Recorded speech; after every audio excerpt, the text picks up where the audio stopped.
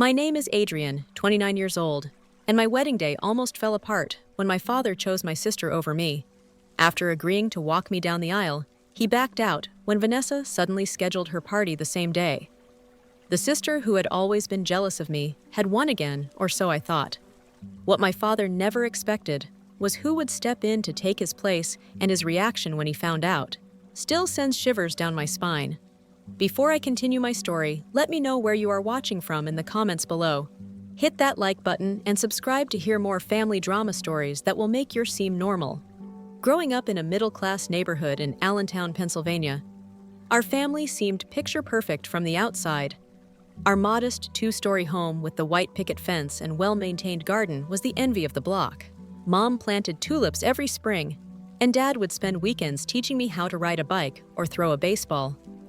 Those are the memories I hold on to tightly. My father, Richard, was my absolute hero throughout my early childhood. Standing 6 feet tall with salt and pepper hair that appeared prematurely in his 30s, he had a commanding presence, but the gentlest smile. He worked as a financial advisor at a local firm, wearing crisp suits that I thought made him look like a movie star. Every morning, before leaving for work, he would make time to sit with me at breakfast, asking about my day ahead, while Mom packed my lunch. "Adrian, you have the brightest mind I have ever seen," he would tell me, his eyes crinkling at the corners. "You are going to change the world someday." Those words meant everything to me. While other kids dreaded school projects, I would throw myself into them with enthusiasm, knowing my dad would help me create the best science fair volcano or history presentation. When I brought home straight, as he would put my report card on the refrigerator and take me for ice cream to celebrate, my mother, Eleanor, was the peacekeeper of our family. With her warm brown eyes and patient demeanor, she balanced out my father's occasional strictness. She worked part-time as a nurse at the local hospital, always putting our needs before her own. I remember how she would sit with me for hours, helping with homework, or teaching me to bake her famous chocolate chip cookies that the whole neighborhood raved about. The dynamic in our house shifted dramatically when I was 12. Mom started feeling tired all the time, and within 3 months, we received the devastating diagnosis: Stage 4 pancreatic cancer. The following 6 months were a blur of hospital visits, whispered conversation between adults, and watching my vibrant mother wither away before my eyes. When she passed, it left a gaping hole in our family that we never properly addressed. My sister Vanessa is 3 years older than me, and our relationship was complicated from the start. Even before Mom died, Vanessa seemed to resent the close bond I shared with our father. Tall and athletic, where I was petite and bookish, Vanessa excelled at sports while I was drawn to art and literature. Mom always tried to celebrate our different strengths equally, but Vanessa perceived every compliment I received as a slight against her. After Mom died, the tension between us escalated. Dad threw himself into his work, often staying at the office until 9 or 10 at night. I suspect it was his way of avoiding the painful emptiness of our home. His absence created a vacuum that Vanessa quickly filled, appointing herself as the new lady of the house at 15 years old. "Dad Ed is dealing with enough. Without your constant neediness," she would scold. When I asked when he might come home for dinner, "He has important clients to take care of. We need to be strong for him." I watched as Vanessa transformed into someone I barely recognized.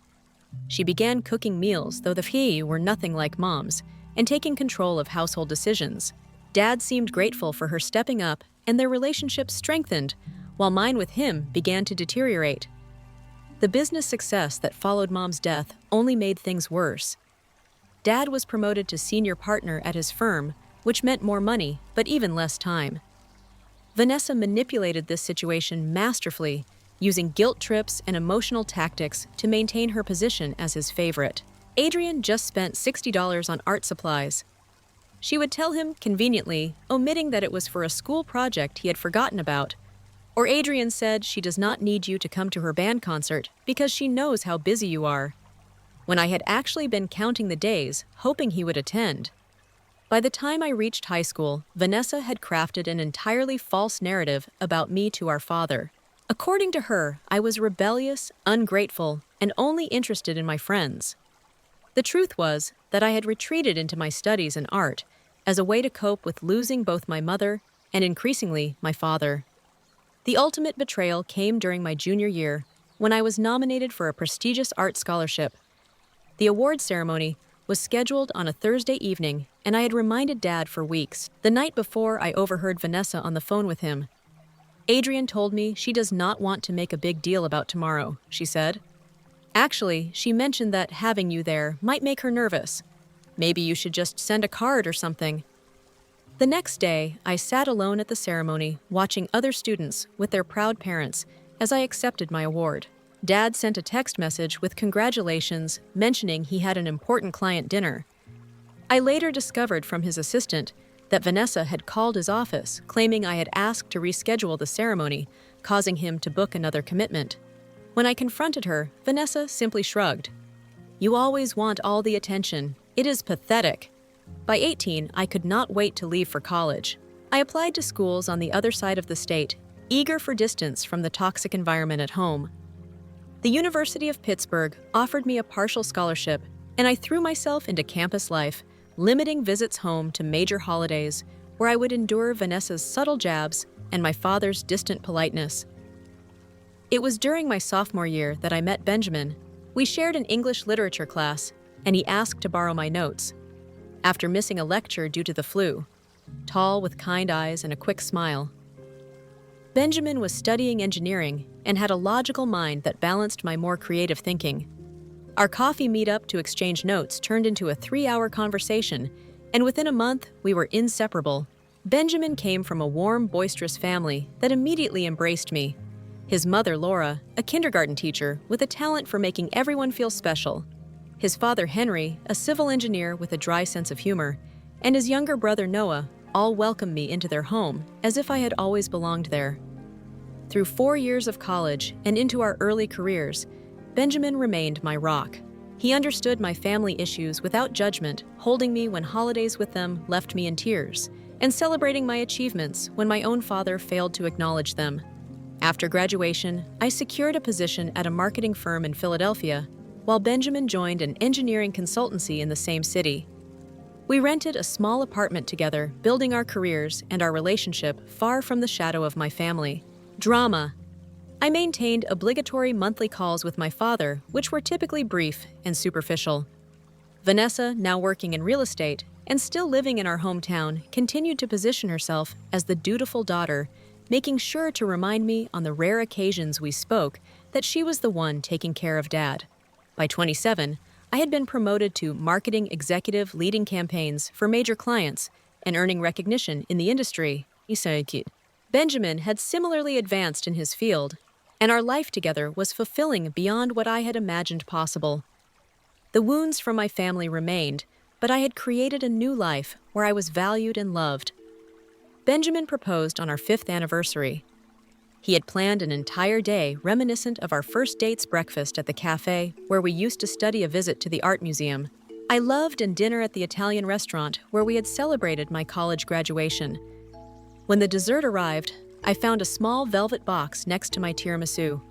"Adrian," he said, taking my hands across the table, "you have made these past 5 years the best of my life. Your creativity, your kindness, and your strength amaze me every day. I want to spend the rest of my life with you. Will you marry me?" The ring was perfect, a vintage-style sapphire surrounded by tiny diamonds. Benjamin later told me he had chosen it because it reminded him of my artistic spirit, unique rather than conventional. In the joy of the moment, I pushed aside the anxiety about sharing our news with my family for one perfect evening. I wanted to simply be happy without the shadow of past disappointments looming over me. The next morning, I called my father. After exchanging our usual pleasantries, I took a deep breath and shared my news. "Dad, I wanted you to know that Benjamin proposed last night, and I said yes." The pause that followed lasted a bit too long. "Well, congratulations," he finally said, his tone more appropriate for hearing about a minor work achievement than his daughter's engagement. "He seems like a good guy. Have you set a date? No excitement, no questions about the proposal, no offer to celebrate. Just practical inquiries delivered in the same tone. He might use to discuss a business transaction." "Not yet," I replied, trying to mask my disappointment. "We are thinking maybe next summer. Let me know when you decide." I should check my calendar. After hanging up, I sat on our couch fighting back tears. Benjamin found me there and immediately understood. He will come around, he assured me, though. I could tell he did not fully believe it himself. Vanessa's reaction was even more telling when I texted her the news with a photo of the ring. Her response was effusively congratulatory to the point of being obviously insincere. OMG, congrats, little sis. So happy for you. That ring is super pretty. The excessive exclamation points could not mask what I knew was seething jealousy. Vanessa, at 32, had gone through a series of short-lived relationships, but never seemed to find someone willing to commit long-term. Despite the lukewarm response from my family, we proceeded with planning. After considering various options, we settled on June 15th as our wedding date, giving us 9 months to arrange everything. The date worked well for Benjamin's family, my closest friends, and importantly, my father confirmed he was available. We sent save-the-date cards 8 months in advance. Wanting to give everyone plenty of notice, my father received his, and in our next phone call, actually sounded somewhat enthusiastic. I have put it in my calendar, he said. Vanessa mentioned it to me as well. Actually, Dad, I ventured carefully, I was hoping you would walk me down the aisle. Another pause, but this time when he spoke, I detected genuine emotion in his voice. I would be honored, Adrian. That single moment of connection gave me hope that perhaps my wedding might help heal some of the distance between us. The following months were filled with venue tours, catering tastings, and dress fittings. We found a beautiful historic hotel in Philadelphia, with a garden terrace for the ceremony and an elegant ballroom for the reception. Benjamin's mother, Laura, joined me for many of these appointments, offering suggestions without being overbearing and expressing excitement about every detail. You are going to be the most beautiful bride, she told me during my first dress-fitting, tears in her eyes, as I emerged from the dressing room in a fitted lace gown with delicate beading. In that moment, I felt the absence of my own mother more acutely than I had in years. Laura seemed to sense this, gently squeezing my hand. Your mom would be so proud of the woman you have become. As we continued planning, I also grew closer to Benjamin's Uncle Jack. His mother's brother-in-law, Jack was in his early 60s, a retired English professor with silver hair and kind eyes behind wire-rimmed glasses. He had never married or had children of his own, but he doted on Benjamin and Noah as if they were his sons. At family gatherings, Jack always made a point to engage me in conversation about books, art, or my work in marketing. Unlike many older relatives who asked polite but disinterested questions, Jack listened attentively and offered thoughtful responses. You have a remarkable eye for what moves people, he said. After I showed him a campaign I had developed for a nonprofit client that is a rare gift. During one Sunday dinner at Benjamin's parents' home, Jack mentioned that he had reserved a hotel room for the wedding weekend. I would not miss it for the world, he said with a warm smile. I have already bought a new suit for the occasion. His genuine enthusiasm was a stark contrast to my own family's responses. My father would confirm his attendance during our calls, but never initiated any questions about the wedding plans. Vanessa had declined to be a bridesmaid, citing work commitments, though she did say she would attend. 5 months before the wedding, I began to notice troubling signs. Vanessa started making vague comments on social media about a big event she was planning. When I called to ask about it, she was evasive. Just something for work, she said dismissively. Nothing for you to worry about. But as our wedding date approached, I noticed more post-venue scouting, discussing catering options, mentioning June as a target date. A knot of anxiety began to form in my stomach, but I tried to push it aside, focusing instead on finalizing our own plans. The bombshell dropped exactly 3 months before our wedding day. Vanessa called me on a Sunday afternoon, her voice dripping with false sweetness. Adrian, I wanted to let you know personally, before you see it on social media, I am hosting a career achievement party on June 15th. I have finally hit my sales target to become a broker, and the firm is throwing me a huge celebration. My blood ran cold. Vanessa, that is my wedding day. You received the save the date card 8 months ago, did I? She feigned surprise. It must have slipped my mind when I was planning with the firm. Anyway, it is just a coincidence that the dates overlap. My event is earlier in the day, starting at 11 in the morning at the country club. It should be winding down around the time your ceremony starts at 4, so it works out perfectly. Perfectly. I repeated, my voice rising. You are scheduling a party on my wedding day, knowing Dad will have to choose. Dad can attend both events, she replied smoothly. He is so proud of my achievement, but I am sure he will make it to your wedding too. It is not that far a drive. The country club was nearly 2 hours from our wedding venue, making it physically impossible for anyone attending her event to arrive in time for our ceremony, especially the father of the bride, who would need to be there early after hanging up. I immediately called my father, hoping he would see through Vanessa's manipulation. Dad, did you know Vanessa scheduled her work party on my wedding day? Yes, she mentioned it, he replied casually.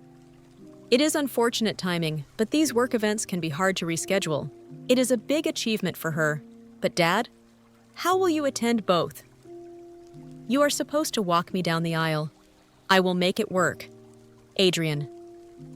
I will go to the first part of Vanessa's event and then drive over for your ceremony. There is no need to make this a bigger issue than it is. But as the weeks passed, I could sense my father wavering. During our calls, he began mentioning the traffic between venues, asking if we could push the ceremony back an hour, wondering if I really needed him there for the pre-wedding photos. Despite the growing tension, our wedding plans continued. Final dress fittings meetings with the photographer, confirming flower arrangements, and assembling welcome bags for out-of-town guests kept me busy. Benjamin and his family remained supportive, though I could tell they were increasingly concerned about my father's commitment. Then, just 2 weeks before the wedding, I received the call that confirmed my worst fears. It was a Tuesday evening, and I was reviewing seating charts when my phone rang with my father's number. Adrian. He began, his voice uncomfortable. I need to talk to you about the wedding.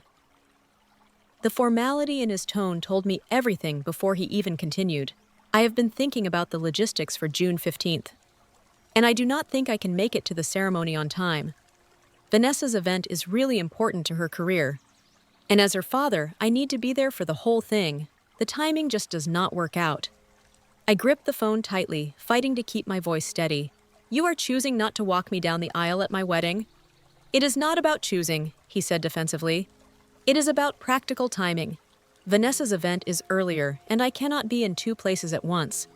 Maybe you could ask Benjamin's father to walk you down the aisle. Or your friend's dad. I am sure someone else can do it. Someone else. As if walking your daughter down the aisle was an interchangeable task that could be delegated to a stranger. I see I managed to say, my voice barely above a whisper. I will still come to the reception, he added, as if offering a generous compromise. I should be able to make it by 7 or so, depending on traffic. After mumbling goodbye, I dropped the phone and collapsed onto the floor in tears.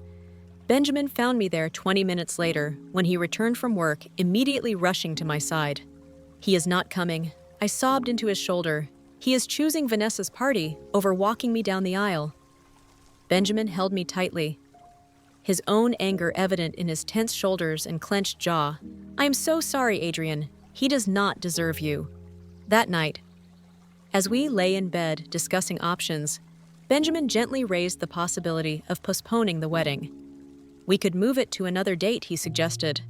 Give your dad no excuse not to be there. The thought had crossed my mind too, but something inside me rebelled against it. No, I said firmly. I am not rearranging our wedding because of Vanessa's manipulations. That is exactly what she wants. The next day, Benjamin's mother called to check on wedding details and immediately sensed something was wrong. I found myself pouring out the whole story to her over the phone. Oh, sweetheart, Laura said, her voice filled with motherly concern. I cannot believe your father would do this to you. I do not know what to do, I admitted. Part of me wants to call and beg him to reconsider. But I know that is what Vanessa expects. She wants me to seem desperate. Listen to me, Laura said firmly. This is your day, yours and Benjamin's, to not let anyone diminish it. Your father is making a choice he will regret for the rest of his life. But that is his burden to bear, not yours. Her words gave me strength. But the question remained. Who would walk me down the aisle? The traditional father-daughter moment had been something I had dreamed about despite our difficult relationship. The thought of walking alone felt like a public acknowledgement of my father's rejection. Later that week, I received an unexpected call from Benjamin's Uncle Jack. Benjamin told me what happened. He said gently, "I hope you do not mind him sharing." "Of course not," I replied, touched that he would call to check on me. "I know this is a difficult time," Jack continued. "Family disappointments cut the deepest." Something in his tone suggested personal experience with such pain. "It sounds like you understand a pause more than you might guess. My own father refused to attend my college graduation because he disapproved of my choice to study literature instead of business. Some wounds never fully heal, but we learn to build beautiful lives despite them. His wisdom and kindness brought fresh tears to my eyes. Thank you for understanding, Jack. Anytime, dear. And remember, family is not just about blood. It is about who shows up for you when it matters." 1 week before the wedding, I hit rock bottom emotionally, despite the excited emails from friends arriving in town and the final confirmations from vendors. I found myself sitting on our bathroom floor at midnight, overwhelmed by grief. The wedding I had planned was coming together perfectly, except for the gaping hole left by my father's absence. The next morning, Benjamin suggested I meet his mother for lunch. "Mom really wants to see you," he said. "Just the two of you." Laura was waiting at a quiet corner table in a small cafe when I arrived. She stood to hug me tightly before we sat down. "Benjamin is worried about you," she said, reaching across the table to squeeze my hand. "We all are." "I'm trying to be strong," I replied, stirring my tea without drinking it. I keep telling myself it does not matter, that I am better off without Dad there, if this is how he treats me. But then I think about walking into the ceremony alone, and I just feel abandoned. Laura finished softly. "It is okay to feel that way. Adrian, what your father is doing is wrong, and you have every right to be hurt. We ordered lunch, though." I had little appetite as we picked at our salads. Laura seemed to be gathering her thoughts. "There is something I think you should know." She finally said something about Jack that might help you understand why he called you. I looked up, curious. "What about him? Jack is actually my late husband's brother," she explained. "When I met Henry, Jack was already a stranger from their parents. Their father was a very rigid, traditional man who never forgave Jack for choosing academia over the family construction business." I nodded, recalling Jack's comment about his father missing his graduation. "What you might not know is that I was married once before Henry," Laura continued. "A brief, unfortunate union when I was very young, when I decided to marry Henry. My father refused to attend because he thought it was shameful for me to have a second wedding. He said it would embarrass him in front of his friends." "That is terrible," I murmured. "It was Jack who offered to walk me down the aisle," she said, a small smile forming. "He understood what it was like to be rejected by a parent. He told me, 'Laura, you deserve to be given away by someone who celebrates your happiness, not someone who judges it.'" Her story resonated deeply with my situation. "I had no idea Jack did that for you. He never had children of his own." Laura continued, "But he has been the most wonderful uncle to Benjamin and Noah. He attends every school play graduation, an important moment.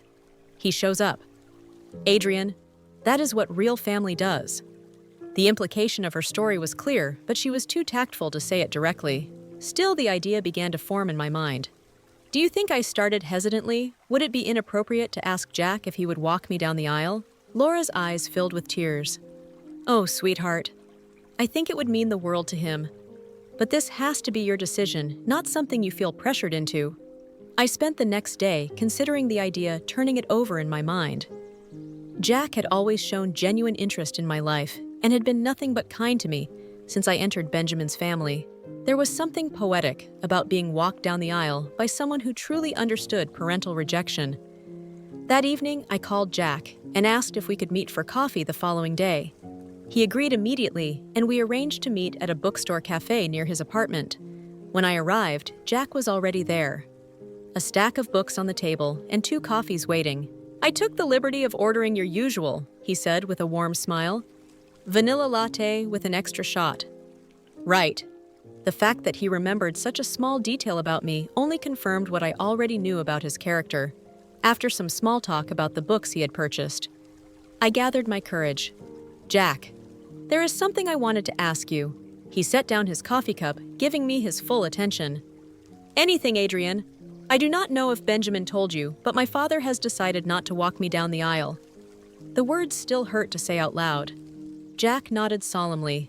Benjamin mentioned there was some conflict. I'm truly sorry you are experiencing this. I took a deep breath. Laura told me how you walked her down the aisle at her wedding to Henry, and how meaningful that was to her. I was wondering. I would be honored if you would consider doing the same for me. Jack's expression shifted from surprise to profound emotion. For a moment, he seemed unable to speak, his eyes glistening with unshared tears. Adrian, he finally said, his voice thick. I cannot tell you what this means to me. Are you certain this should be a special moment with someone you are close to?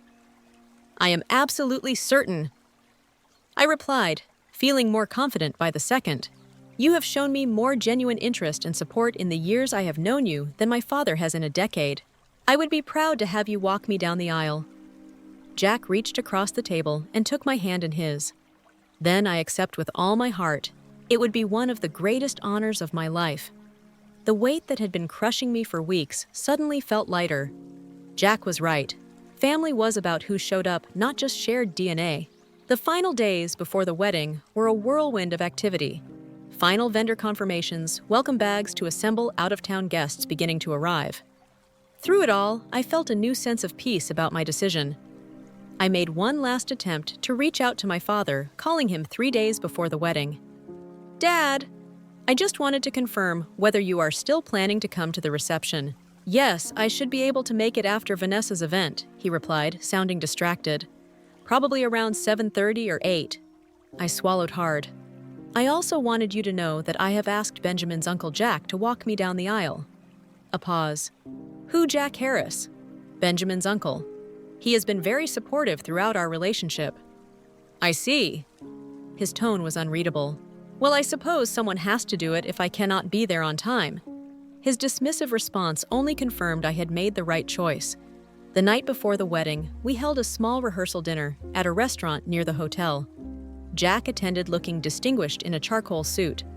During the dinner, he stood to offer a toast that brought tears to many eyes to Adrian and Benjamin. He said, raising his glass, "True love is not just about finding the right person, but also about creating a family of choice that supports and celebrates you. I have watched your relationship blossom over these years, and the care and respect you show each other gives me hope for the future. I am deeply honored to play a small role in your special day tomorrow." Later that evening, as guests were leaving, I checked social media one last time and saw posts from Vanessa about her career celebration. The photos showed nothing more than simple decorations in her apartment, with maybe a dozen people tagged. It was clearly not the grand corporate event she had described, just a regular house party she had scheduled specifically to conflict with my wedding. The knowledge should have hurt, but instead I felt a strange sense of clarity. The scales had finally fallen from my eyes about the true nature of my sister's feelings toward me. Her jealousy ran so deep that she would sabotage one of the most important days of my life simply out of spite. I closed the app and turned off my phone, determined not to let her negativity touch me on the eve of my wedding. Tomorrow would be about love, not family drama. I awoke on my wedding day to sunshine streaming through the hotel room curtains. My 3 bridesmaids, all friends from college and work, arrived early, with coffee and pastries, their excitement infectious. The hairstyle and makeup artist arrived at 9, and the getting ready process began in earnest. As my friend Sophia was having her hair styled, my phone chimed with a text message from my father. "Good luck today. Vanessa's event starts at 11. If it wraps up early, I might be able to make it to the reception by 7 or 8. Save me some cake." Not a word of regret about missing the ceremony. Not even a congratulations or "I love you." Just a reminder that Vanessa's party was his priority. I handed the phone to my bridesmaids. "Zoe!" Unable to respond. She read it and shook her head in disbelief. "He is unbelievable," she muttered, giving me a supportive hug. "Try not to let it ruin your day." Around noon, there was a knock at the hotel suite door. When Sophia opened it, Jack was standing there, immaculately dressed in his tuxedo, holding a small gift box. "I hope I am not intruding on the preparations," he said. "I just wanted to drop this off for Adrian before the ceremony." I invited him in, touched by his thoughtfulness.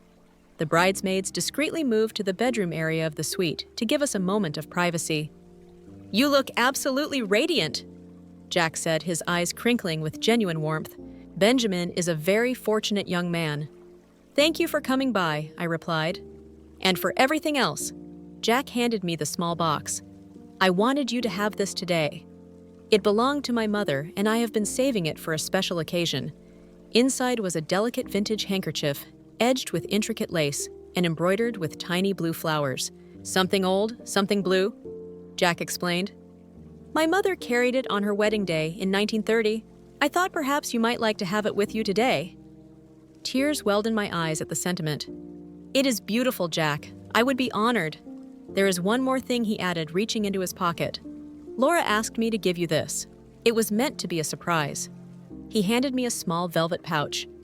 Inside was a delicate silver bracelet with a single charm, a paintbrush crossed with a pen. She remembered you telling her how you loved both writing and painting as a child. Jack explained she wanted you to have a reminder of your creative spirit on your wedding day. The thoughtfulness of the gesture overwhelmed me. These people who had no obligation to me by blood had shown more care for my happiness than my own family. Please thank her for me. I managed fastening the bracelet around my wrist. I will thank her properly later, but this means so much. Jack nodded, understanding the emotion behind my words. I should let you continue getting ready. I will see you before the ceremony. As the afternoon progressed, I tried to focus on the joy of the day rather than the absence of my father. My bridesmaids helped me into my dress, a fitted lace gown with delicate beading, and a sweetheart neckline with my hair swept up in an elegant updo, adorned with small white flowers. My mother's pearl earrings, Laura's bracelet, and Jack's handkerchief tucked into my bouquet. I felt ready to walk down the aisle. At 3:30, the photographer knocked on the door for pre-ceremony photos. As we were finishing, there was another knock. It was Benjamin's mother, Laura. Oh, Adrian, she breathed, her eyes filling with tears. You are absolutely stunning. She hugged me carefully, mindful of my dress. Jack is waiting in the lobby whenever you are ready. At 10 minutes before 4, I made my way to the garden terrace, where the ceremony would take place. Through the glass doors, I could see the 90 guests seated in white chairs. The floral arch where Benjamin waited with the officiant, and the string quartet playing softly. Jack was waiting in the small anteroom, looking slightly nervous, but composed when he saw me. His expression was one of pure pride. Ready? He asked gently. I nodded, suddenly too emotional to speak. Jack offered his arm, and as the first notes of Canon Andy began to play, the doors opened before us. Walking down the aisle, with Jack beside me, I felt a curious blend of emotions. There was still a pang of sadness that my father had chosen to miss this moment, but it was overshadowed by gratitude for the man who had stepped in with such grace and kindness. Benjamin's face as he watched me approach was worth every moment of planning, every family drama, every tear shed. His eyes shone with love and wonder, and in that moment, I knew with absolute certainty that we were creating our own family, one built on mutual respect and genuine care. The ceremony was everything I had hoped for. We exchanged vows we had written ourselves, promising to support each other's dreams, to communicate honestly, and to choose each other every day. When the officiant pronounced us husband and wife, the applause from our guests seemed to wrap around us like an embrace. The cocktail hour and dinner that followed were filled with laughter, toasts, and dancing. Benjamin's father gave a heartfelt speech welcoming me to the family. And Jack's toast brought happy tears to many eyes as he spoke about the privilege of watching young love blossom and grow. By 8:30, it was clear my father would not make even the reception. I tried not to let it dampen my spirits, as Benjamin and I shared our first dance to our favorite song. As the evening progressed, I noticed my cousin Thomas arrive, looking slightly frazzled. Thomas was my mother's nephew, and while we were not extremely close, he had always been kind to me. He was also one of the few family members who had maintained relationships with both Vanessa and me over the years. After greeting him with a hug, I commented on his late arrival. "I am so sorry," he said, looking genuinely apologetic. "I stopped by Vanessa's event first, thinking I could make both. But Adrian, there is something you should know." He guided me to a quiet corner of the reception hall, his expression serious. That party Vanessa had today, it was not what she told everyone. It was not a work event at all. My stomach tightened. What do you mean it was just a regular gathering at her apartment? Maybe 15 people total. mostly her friends from the gym and a couple of coworkers. There was no company recognition, no achievement celebration. I asked her colleague Sarah about the broker promotion, and she looked completely confused. The implications were staggering, so she lied about the whole thing just to create a conflict with my wedding. Thomas nodded grimly. That is not all. I overheard her talking to your dad. She has been telling him for months that you did not really want him at the wedding, that you only asked him to walk you down the aisle out of obligation. What that is completely false. I know. And there is more. Thomas pulled out his phone and showed me a text exchange between him and Vanessa from months earlier. In it, Vanessa openly admitted to scheduling her party on my wedding day deliberately. She wanted to force your dad to choose, Thomas explained, and she made sure he would choose her by telling him you had said horrible things about him to the family. The revelation was both shocking and strangely validating. All these years, I had thought I was being paranoid about Vanessa's manipulations, but here was proof that she had been actively sabotaging my relationship with our father. Does Dad know any of this? I asked. Thomas shook his head. I do not think so.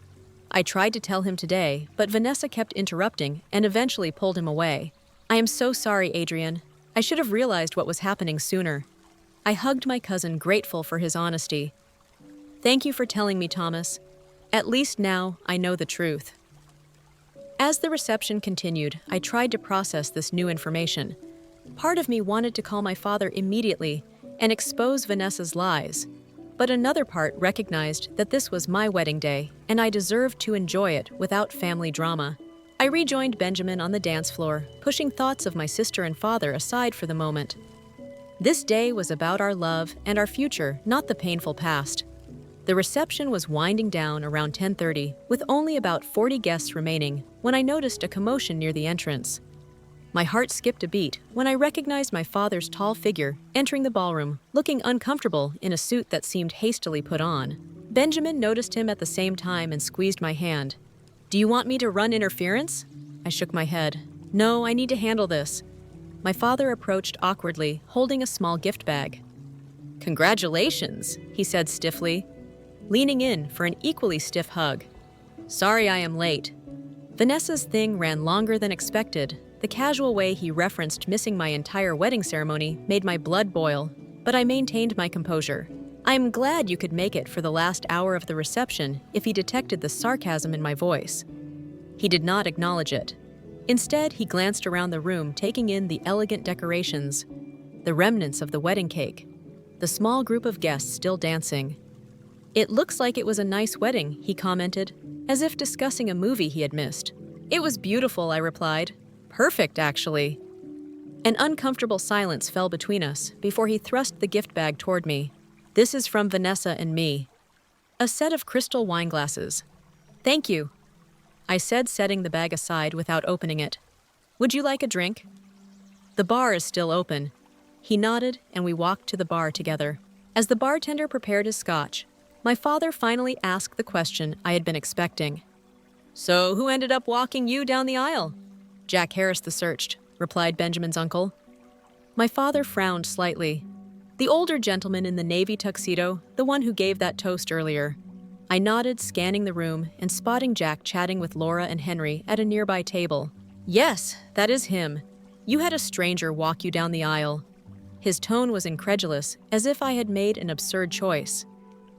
He is not a stranger to me, I said firmly. He has been part of Benjamin's family for years, and he has shown more interest in my life and happiness than you have in a very long time. My father's face flushed with anger. That is not fair, Adrian. I have always supported you. Have you? I challenged, the hurt of years finally bubbling to the surface. You missed my art scholarship ceremony in high school because Vanessa told you I did not want you there. You forgot my college graduation dinner until Benjamin's parents reminded you. And now you skipped my wedding ceremony for Vanessa's fake party. Fake party? What are you talking about? At that moment, Thomas approached us. Uncle Richard, I'm glad you made it, even if it is just for the end of the reception. My father nodded curtly. Thomas, what is this Adrian is saying about Vanessa's party being fake? Thomas looked between us, clearly realizing he had walked into a tense conversation. I was just telling Adrian earlier. The party today was not a work event. It was just a regular get-together at Vanessa's apartment. That cannot be right. My father insisted. Vanessa said it was for her broker promotion. The firm was sponsoring it. I asked her colleague Sarah about it. Thomas replied calmly. There was no promotion, no company event. It was just a party Vanessa planned on the same day as Adrian's wedding. My father's expression shifted from disbelief to confusion. Before he could respond, Jacques approached our small group. Adrian Benjamin is looking for you. I believe it is almost time for the sparkler. Send off. My father stared at Jacques with barely concealed hostility. You must be the uncle who walked my daughter down the aisle. Jacques extended his hand politely. Jacques Harris, you must be Richard. It is good to finally meet you. My father ignored the outstretched hand. I do not understand why my daughter needed to have a stranger take my place at her wedding. Dad! Stop it! I hissed, mortified by his behavior. Jacques remained composed. I can understand your confusion. It was an honor to support Adrienne on her special day, especially knowing how important the ceremony was to her. Important to her? My father scoffed. If it was so important, she could have scheduled it on a day that did not conflict with her sisters. Event. My wedding was scheduled 9 months ago. I interjected. Vanessa deliberately planned her party for the same day, and Thomas has proof of it. Thomas reluctantly showed my father the text messages from Vanessa, where she explicitly stated her intention to create a conflict. My father read them, his face growing increasingly pale. This cannot be right, he muttered. Vanessa would not do this. She has been doing it for years, Dad. I said, my voice breaking. She has been deliberately driving a wedge between us since Mom died. She lied to you about me not wanting you at my art ceremony, about me not caring if you came to my graduation dinner, and now about me not really wanting you to walk me down the aisle. My father looked genuinely shocked. She told me, you said having me walk you down the aisle would be embarrassing because we are not close anymore. She said you only asked out of obligation. That is absolutely not true, I insisted. I wanted you there. I have always wanted you in my life. The realization seemed to hit my father all at once, the years of manipulation suddenly becoming clear to him. His expression shifted from confusion to anger. I need to speak with the Vanessa, he said sharply, pulling out his phone. Not now, I pleaded. This is my wedding reception. But he was already dialing, stepping away from our group. I could hear him speaking in terse, angry tones just outside the ballroom doors. Jacques placed a gentle hand on my shoulder. I'm so sorry about this, Adrienne. Should I get Benjamin? I nodded gratefully, feeling overwhelmed by the confrontation. Jack disappeared into the crowd, returning moments later with my new husband. Benjamin took in the situation, quickly putting a protective arm around me. What happened? Before I could explain, my father returned, his face flushed with anger. Vanessa hung up on me.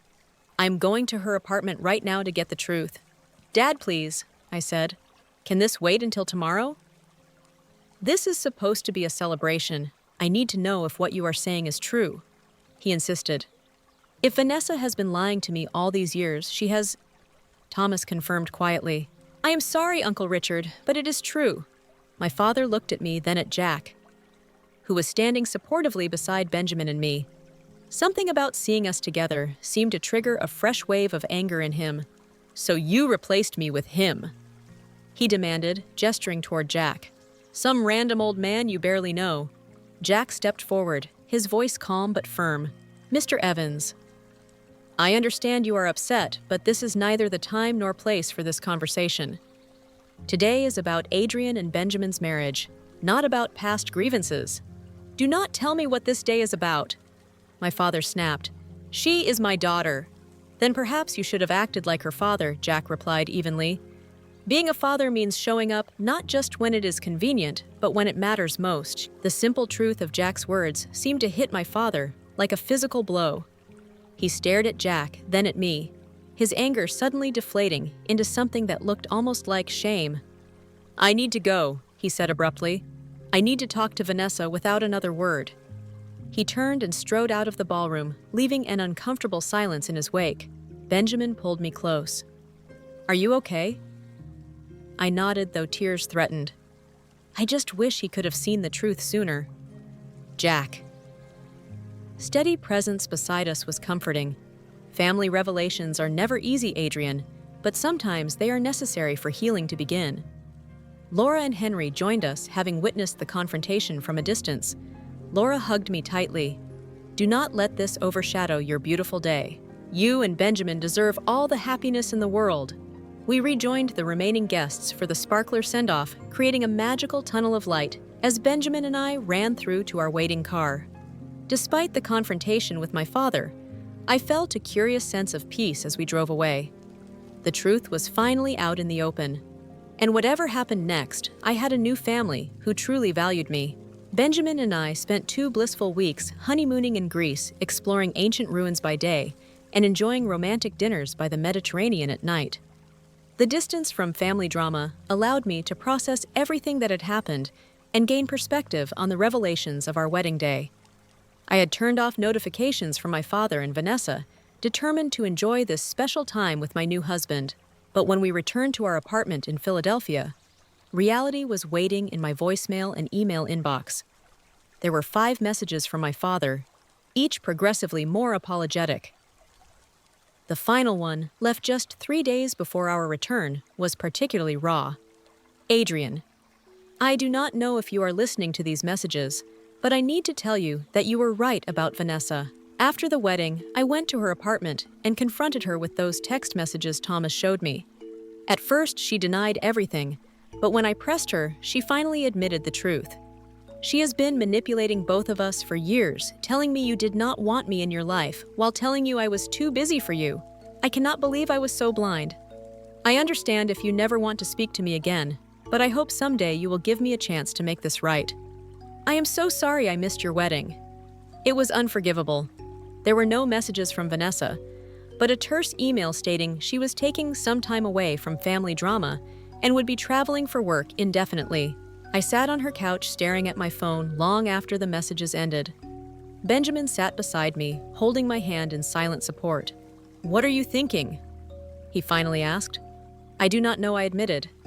Part of me feels vindicated that Dad finally sees the truth about Vanessa, but another part is just sad. For all the years we lost. Do you want to call him back? I considered the question carefully. Not yet. I need some time to figure out what I want this relationship to look like going forward, if I even want one at all. The next few weeks were busy with thank you notes, returning to work, and settling into married life. I maintained contact with Benjamin's family, especially Jack, who called every Sunday evening to check in. "How are you doing, Adrian?" He would ask, his voice warm with genuine concern. Our conversations would range from books we were reading to work projects to deeper discussions about family and forgiveness. Jack never pressured me about reconnecting with my father, but his own experiences offered valuable perspective. Forgiveness is not about excusing the behavior he told me during one call. It is about freeing yourself from the burden of resentment. Whatever you decide about your relationship with your father, make sure it brings you peace. A month after our return, I finally called my father. We arranged to meet at a neutral location, a cafe halfway between Philadelphia and Allentown. He was already there when I arrived, looking older and more tired than I remembered from the wedding. He stood awkwardly as I approached the table. "Adrian, thank you for coming," he said, his voice thick with emotion. We sat down, ordering coffee to give ourselves something to do with our hands. "I do not even know where to begin," he said after our drinks arrived. "I failed you so completely." "Yes, you did," I agreed, not willing to sugarcoat the truth. "But I want to understand how it happened. How did you not see what Vanessa was doing all these years?" He sighed heavily. "After your mother died, I was lost. Vanessa stepped up to take care of things at home, and I was grateful. It was easier to believe her version of events than to face my own grief and inadequacy as a single parent. She became my connection to you, filtering everything through her perspective. By the time you left for college, I believed her narrative that you were pulling away from the family. I never wanted to pull away from you. I said I just could not handle Vanessa's constant manipulation. It was easier to distance myself. I understand that now," he replied. After the wedding, when I confronted her, she finally admitted everything. She has been jealous of our relationship since you were a child. She felt I always favored you, and after your mother died, she saw an opportunity to have me all to herself. Have you spoken to her since?" He shook his head. "She left for a business trip to Florida the day after I confronted her. She is staying with a friend in Miami and refuses to discuss what happened. I do not know when or if she will come back." We talked for nearly 3 hours, going through painful memories and misunderstanding. There were tears on both sides' recriminations, and eventually the beginnings of understanding. "I want to try to rebuild our relationship," my father said, as we prepared to leave. "I know I do not deserve another chance, but if you are willing, I would like to get to know the amazing woman you have become. I need to think about it."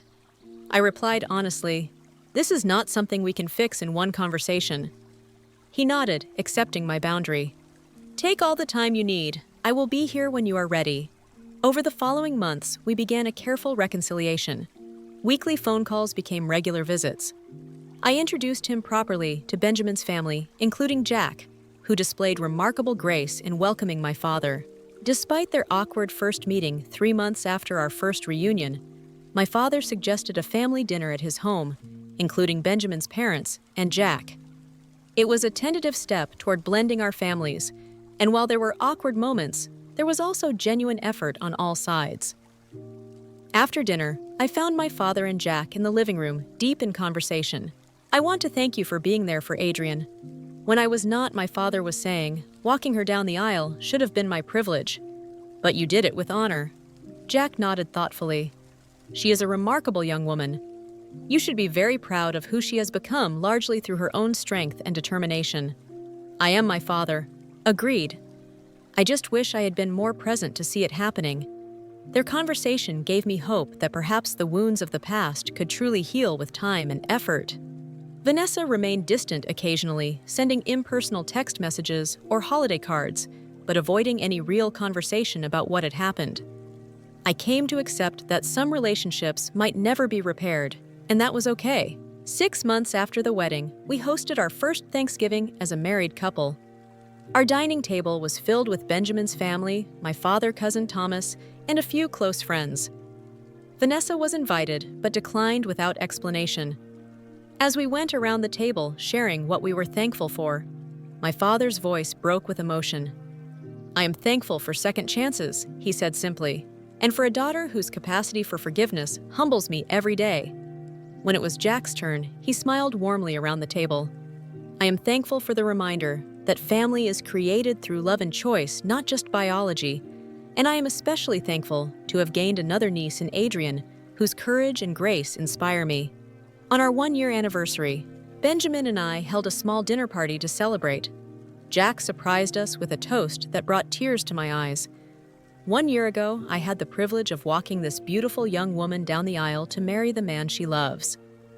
What began as a response to absence has become one of the greatest gifts of my life, the opportunity to be part of Adrian and Benjamin's journey. May your marriage continue to grow in strength and joy, and may you always remember that true family consists of those who choose to love you, even when it is difficult.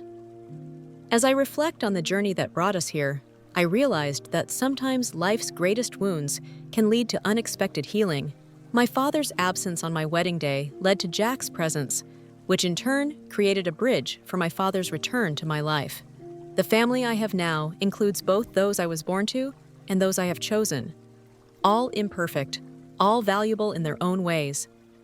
I have learned that forgiveness does not mean forgetting or excusing harmful behavior. It means freeing yourself from the burden of resentment and creating boundaries that protect your heart while allowing for growth and change. The father who walks you down the aisle should indeed be someone who has walked beside you through life's challenges, supporting and loving you unconditionally. Sometimes that person shares your DNA, and sometimes they come into your life through other paths. What matters most is not who stands beside you on one important day, but who shows up for all the ordinary days that follow. I'm fortunate to have found my tribe, the people who choose me every day, just as I choose them. Have you ever had someone unexpected step up for you when family let you down? Or have you been the person who stepped in when needed? Share your stories in the comments below. If this story touched your heart, please like and subscribe. to hear more tales of family forgiveness and finding your own path.